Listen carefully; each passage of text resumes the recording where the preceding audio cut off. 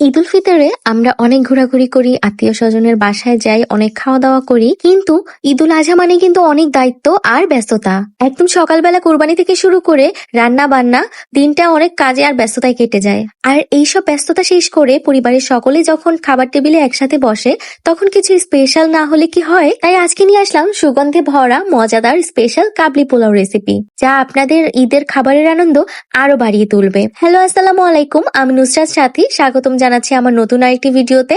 তো চলুন শুরু করা যাক। সবার প্রথমে আমি এখানে 1 কেজি খাসির মাংস নিয়েছি, যেটাকে আমি লবণ দিয়ে অনেক টাইম ভিজিয়ে রেখেছিলাম। এরপরে লবণ মাখানো খাসিটা খুব ভালোভাবে ধুয়ে পানি ঝরাতে রেখেছি।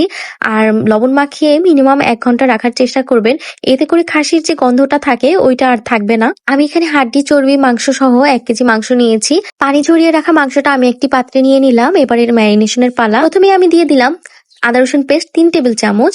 1 পিস টমেটো আমি ব্লেন্ড করে নিয়েছি, এটাই দিয়ে দিলাম। এই রান্নাটায় অবশ্যই আপনারা টমেটো পেস্ট অথবা টমেটো পিউরি ইউজ করবেন। আর কাবলি পোলাওর জন্য আর একটা মশলা প্রয়োজন, যেটা হচ্ছে এই পোলাও বিরিয়ানি। এটা আমি কোথাও খুঁজে পাচ্ছিলাম না, তারপরে আমি ইউনিমার্টে খুঁজে পেলাম।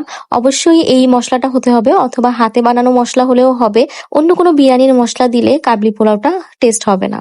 এরপর আমি এখানে দিয়ে দিলাম 2 টেবিল চামচ পাউডার মিল্ক, লবণ দিয়ে দিলাম পরিমাণ মতন, আর চিনি দিয়ে দিলাম 1 চা চামচ। এরপর আমি আরো চিনি অ্যাড করেছিলাম পরবর্তীতে, আপনারা আপনাদের টেস্ট বাট অনুযায়ী চিনি অ্যাড করবেন। 4-5টা কাঁচামরিচ মাঝখান দিয়ে ফালি করে দিয়ে দিলাম।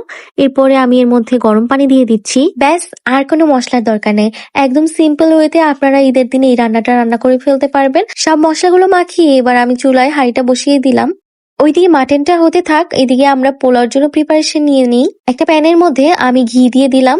এবার ঘিটা গরম হয়ে গেলে এর মধ্যে আমি কিশমিশ, গাজর আর আলুটা ভেজে নিব। সবশেষে আমি গাজরটা ভেজে নিচ্ছি। গাজরটা একটু লম্বা লম্বা করে মোটা করেই কাটতে হবে, আপনারা যেভাবে দেখতে পাচ্ছেন। আর এর মধ্যে আমি দিয়ে দিলাম 2 চা চামচ চিনি। চিনিটা অবশ্যই এই গাজরের মধ্যে দিতে হবে।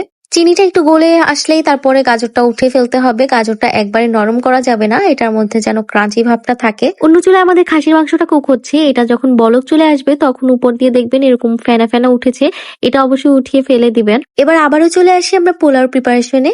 একটা পাত্রের মধ্যে আমি পর্যাপ্ত পরিমাণের তেল দিয়ে দিলাম, আর দিয়ে দিলাম 1 কাপ পেঁয়াজ কুচি। কাবলি পোলাওতে সাধারণত বাসমতি চালটা ইউজ করা হয়, এই জন্য আমি বাসমতি চালটাই নিলাম। এখানে আমি 1 কেজি বাসমতি চাল নিয়েছি। চালটাকে বেশ ভালোভাবে ধুয়ে আমি পানি ঝরা দিয়ে রেখেছি। এবার পেঁয়াজটা ভালো মতন হয়ে আসলে এর মধ্যে আমি চালগুলো দিয়ে দিলাম।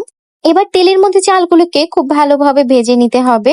চালগুলো খুব ভালোভাবে ভাজা হয়ে গেলে আমরা খাসির মাংসটা যে রান্না করেছি ওইটার স্টকটা আমি চালের মধ্যে পরিমাণ মতন দিয়ে দিলাম। চালের পরিমাণে আমার এখানে স্টকটা কম হয়েছিল, তাই আমি আর একটু গরম পানি অ্যাড করলাম।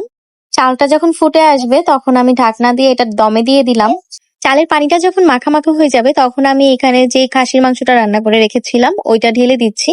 এবার উপর দিয়ে আমরা যে কিশমিশ, গাজর আর আলু ভেজে রেখেছিলাম ওইটা 1 এক করে দিয়ে দিব।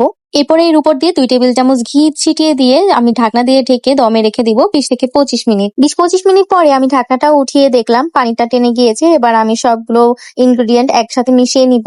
এই সময় যদি আপনাদের রাইসটা একটু ভেজা ভেজা মনে হয় তাহলে আপনারা আরো কিছুক্ষণ দমে রাখবেন।